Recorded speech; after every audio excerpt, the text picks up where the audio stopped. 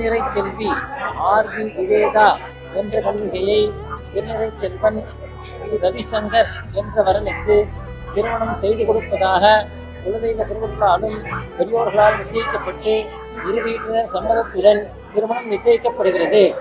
காதலான காதலில் வாழ்க்கை மூழ்க போகுதே, காதலான காதலில் வாழ்க்கை மூழ்க போகுதே, உன் கண்கள் பேசும் வார்த்தையில் வாழ தோணுதே, இந்த சொந்தம் போதுமே, இன்பம் என்றும் நீளுமே, ஒன்று சேர்ந்து வாழத்தான் அன்பு போதுமே.